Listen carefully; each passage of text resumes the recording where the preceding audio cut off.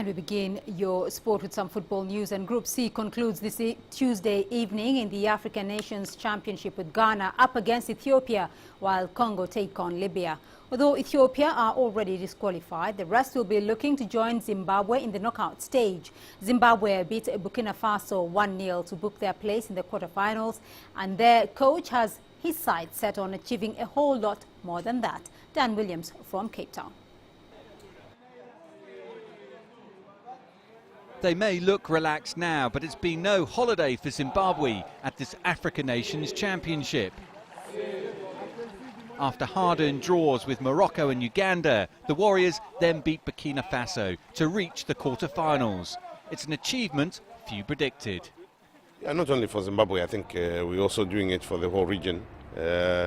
Also the legacy of Mandela, we still are hoping that we will continue with it, since our neighbor South Africa, who are the hosts, are no longer in the tournament, so is Mozambique. So I think that has been left to us to try and carry the flag and move on. Next up for Zimbabwe is a quarter-final date with Mali, who caused a shock themselves by topping a group that contained Nigeria and the host South Africa.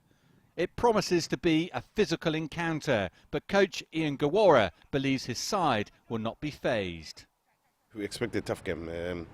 They won the group, which shows how much strength they have in their team. So yeah, we expect a very tough game. But I think at this stage you're going to meet anybody, and we also have to play our part. So we're glad that at least we started scoring goals. We scored 1 goal. Hopefully we'll get more goals and we can move on. Few may have talked about Zimbabwe before the tournament, but that is no longer the case now. The first part of the mission was to get out of the group, but there is a belief now in the camp that their run won't end there. I think we can go all the way. I've said it before. Funny enough, I was talking to the players before the tournament. I said we're only coming back home on the 2nd of February. Because the tournament ends on the 1st, so that I was saying to the players, but they also have taken it within their grasp and said, listen, our coach said we're coming back on the 2nd of February, and everybody believes that. So can Zimbabwe provide yet a further shock at this tournament and reach the semi-finals? They have been hit by a number of injuries, and that will test the strength and depth of their squad. But given they've only conceded 1 goal this whole tournament, the Zimbabwe side is a team gaining in confidence with every match. Dan Williams, CCTV, Cape Town. Meanwhile, President Jacob Zuma has come out in support of Under Fire Bafana and its coach Gordon Igesand after the team's first round CHAN exit. In an interview with South African broadcaster SAFM, the president is quoted saying in Zulu that the team has improved and needs the country's support. Gordon Igesand came under stinging criticism from South African Sports Minister Fikile Mbalula after the team was bundled out of the African Nations Championships on Monday.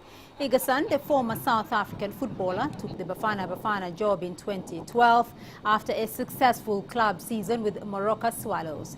In 2013, he led Bafana to the quarterfinals at the Cup of Nations. Well, the FIFA World Cup inspection team, led by General Secretary Jerome Volk, has arrived in the city of Cuiabá in western Brazil. Cuiabá's Arena Pantanal is one of the most delayed stadia, with the grass having only recently been planted and seats still absent from the stands. Mr. Volk's team was unable to inspect the premises on their last visit in October due to a protest inside the venue. The next stop for the FIFA inspection team is Curitiba, where it is to inspect the city's Arena de Baixada. The stadium is the most delayed venue, and the press will not be allowed inside the stadium. Despite the delays and abundant criticism in local media, Mr. Volk is adamant that FIFA and Brazil will be ready to organize the competition this summer. May I say that you have no choice? I mean, Brazil has no choice. Brazil has to be ready. I mean, you in 2007 asked the world to support you to organize the World Cup in 2014. You have to welcome 31 teams from around the world.